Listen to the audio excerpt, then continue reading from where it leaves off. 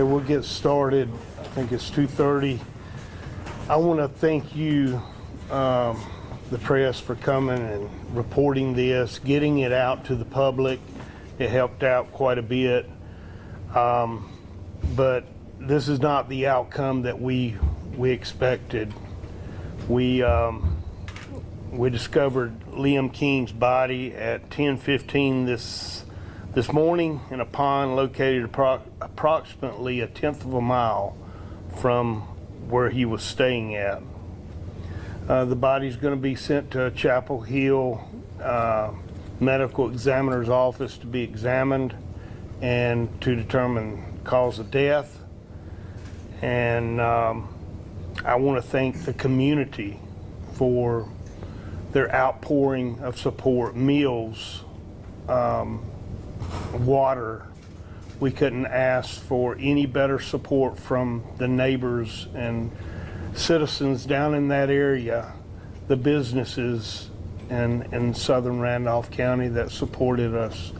The number of volunteers that showed up that were experienced in search and rescue.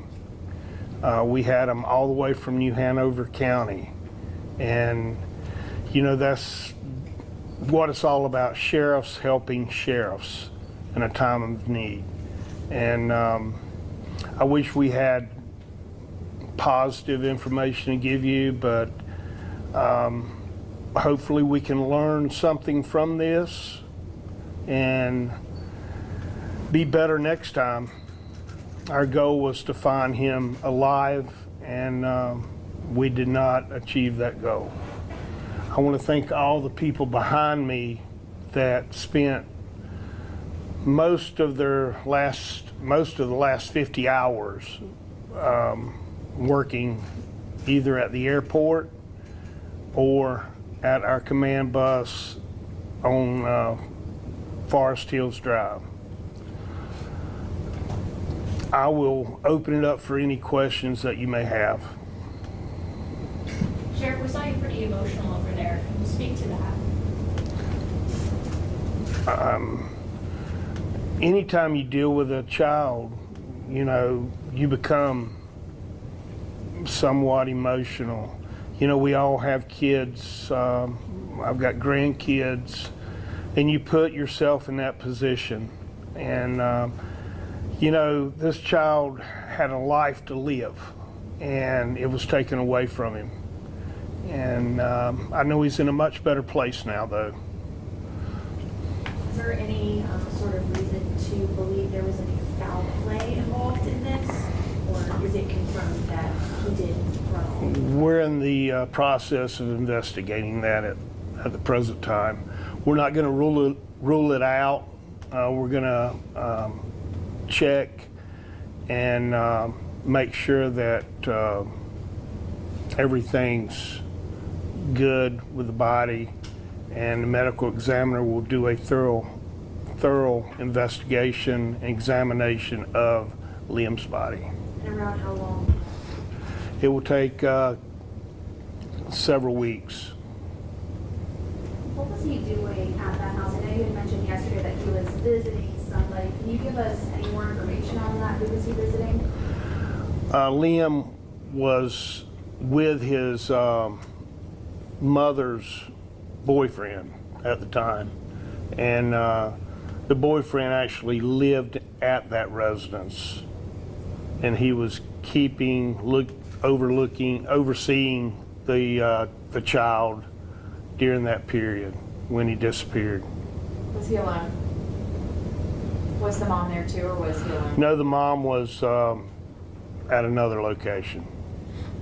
Who found him and what time exactly was he discovered? The body was found approximately 10:18 this morning a.m. by Brunswick County Search and Rescue. Can you confirm if Liam was found in the same pond that you were talking about yesterday that you guys were working to drain?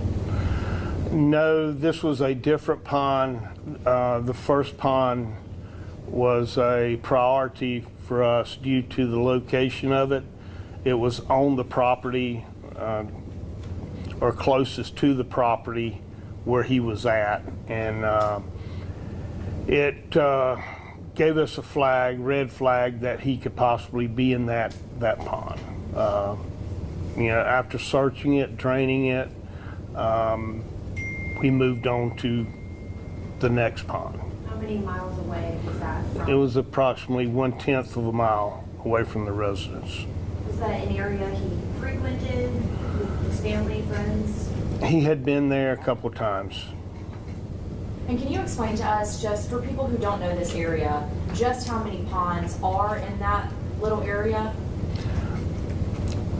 We're a farming community here in Randolph County, and there's ponds that I never knew existed in that area until we started walking, and you would find ponds located here and there. Looking at GIS, it gives you a better understanding of just how many farm ponds are in Randolph County. Quite a few. And hearing just from some people in the community who were saying that they were frustrated that they weren't able to go out and help search, can you just help us inform our viewers of why it was so important that it was law enforcement led? As I stated in the last press conference, the best thing they could do to help the citizens was to check their own property in that area. And, this limb was found on someone else's property. We did not want people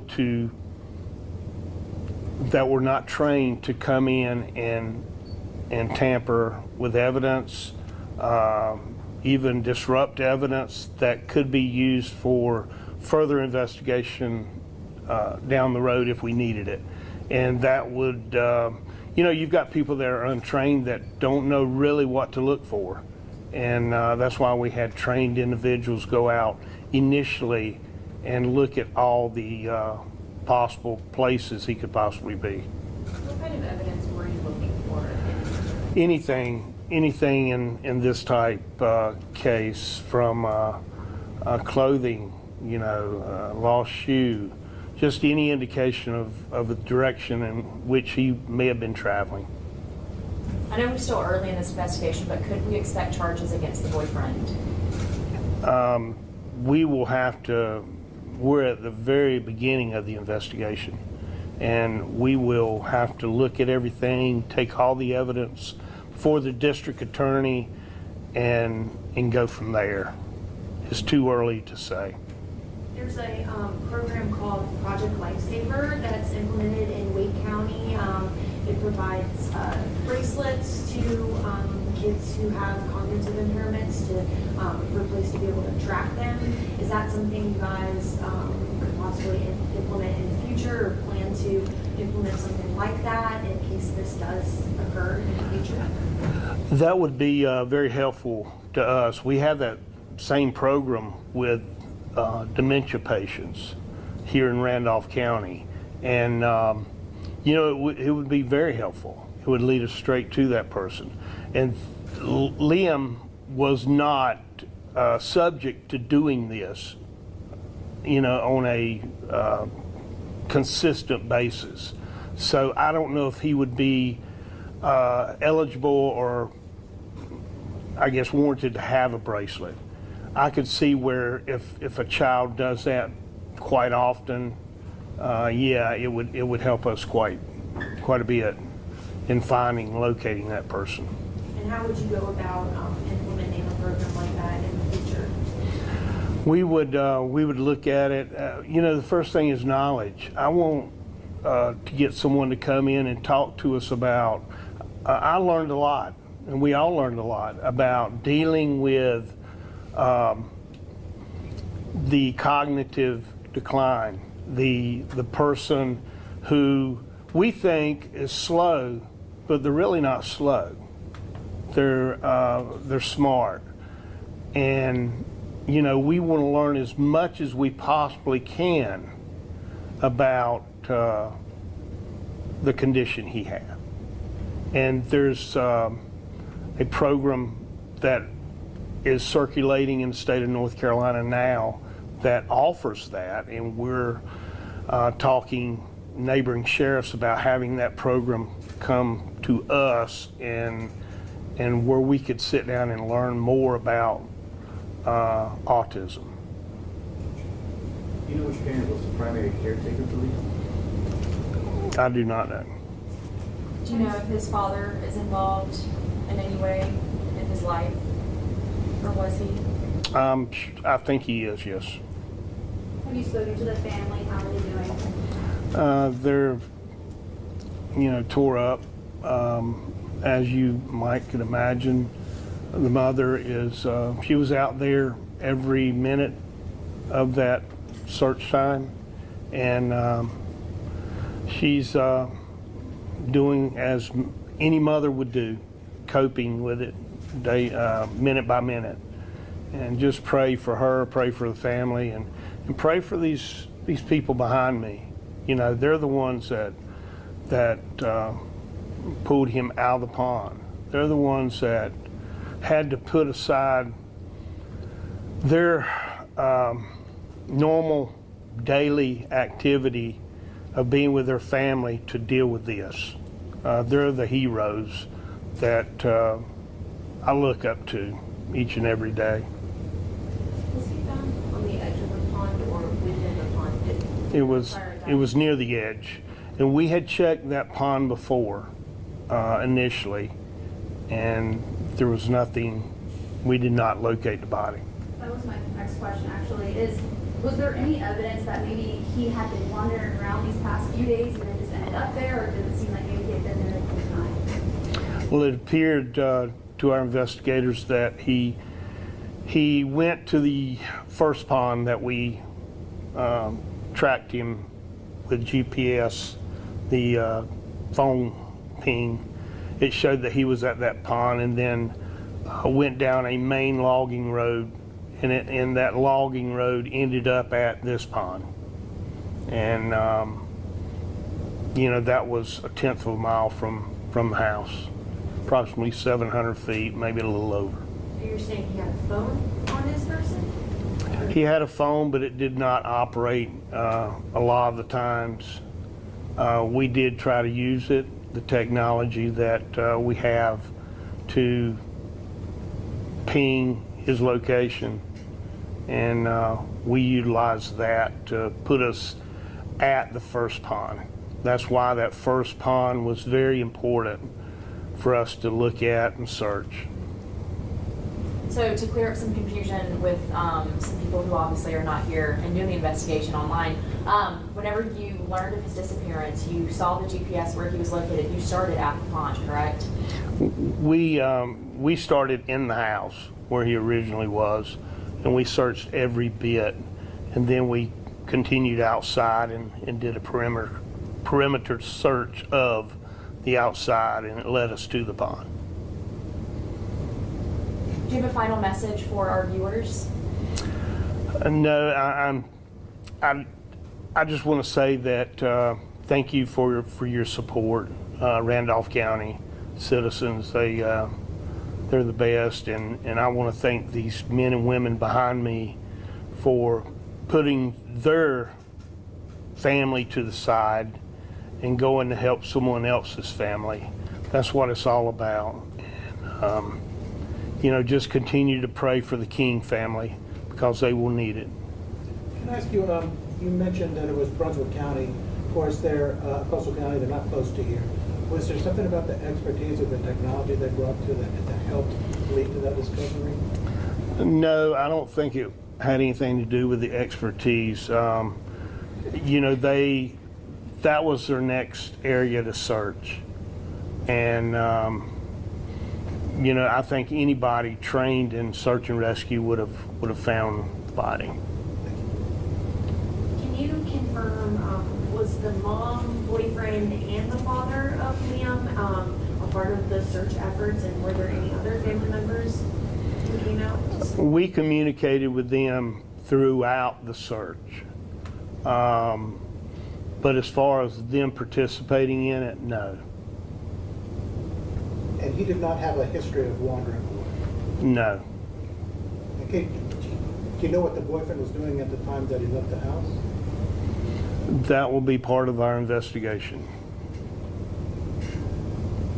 Can you share more just about, I know we talked about this a little bit yesterday, but just curious about the other jurisdictions that came in, what kind of resources they were able to bring in? I know there were some dive teams, different things like that. Can you just kind of elaborate on that? We had technology from drones, airplanes. We had SBI airplane. We had our airplane that we have. We have helicopters. Highway Patrol had their helicopter. Brunswick County brought their helicopter. We had infrared sonar for underwater rescue. And dive teams from all around the state, search and rescue teams. And is there anything else major? But we had an outpouring of support. And you know, my phone is loaded with messages wanting to come and help. And you know, when something bad happens in a community such as this, it brings the community together. You know, going out and trying to help this family with their problem, and that's what it's all about. Do you know what time he actually went missing to when you got the call that he had been missing? That's still in the investigation phase of it. Talk about lessons learned. I know a lot of people and resources came in. What, throughout this experience, do you think the Sheriff's Department learned? What, was there any equipment that you think would have benefited in your search that you like to get?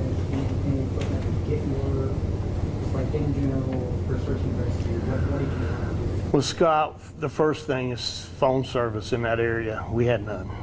And we had to get with emergency operations, state emergency management, and they helped us with the system that is used, we used out west some time ago for phone service. We're in the process of purchasing that here, I think, with Randolph County Emergency Management. We just haven't received it yet. So we acted with, I guess, the best way we could, with the phone service being the way it was, and we quickly got it up and working much quicker than I thought we would. And but working with the state and federal folks, they said we did a great job. You know, we don't do this but once every 4 or 5 years, and it seemed like we didn't have any bad critiques from it, other than not locating Liam before he went to the pond. The state resources, was that FirstNet that you were you were referring to? It was FirstNet, Starlink, and Verizon. Did your Viper resources work out? Did you bring up any Viper interoperability to help with that? We did, but I think Captain Grady can probably speak to that better.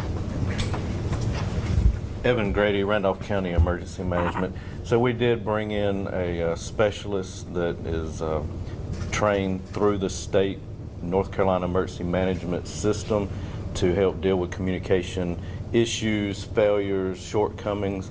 So he, through Chatham County, brought some equipment, a trailer, some cellular data equipment, and Starlink equipment to boast what we could in that vicinity. As the sheriff said, the site presented a lot of issues with connectivity, and we did the best we can by bringing in that resource.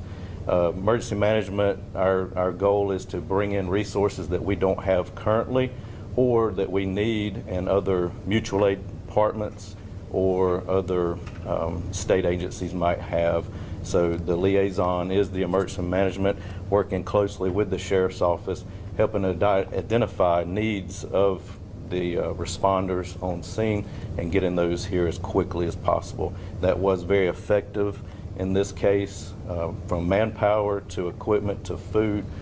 The process worked very well.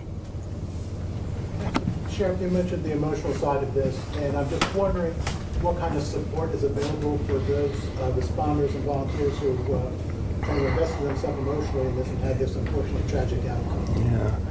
Yeah. Back in 2018, when I started as a sheriff here, we started a peer support team, which is a group of individuals that are trained and also work alongside you day to day, that can counsel you, that can look and see if there's any inconsistencies with your behavior after seeing something like this or experiencing something like this. So we're here helping each other, and that will continue throughout the next year, I'm sure. This is one of the longest search and rescues we've ever had here in Randolph County. Do we think that he would have been found sooner if the service was better out there, since he did have the phone on him? Do we know if that was like an issue with locating him? No, I don't think the phone service played a huge part. We were there, we would have done, even if we had grade A phone service, we would have done what we did initially. And I don't think it would play a part, no. Just to get some clarification, had that pond that he was found in, had that already been searched? Yes, it had. We had went around it and used sticks along the side, and we did not locate the body.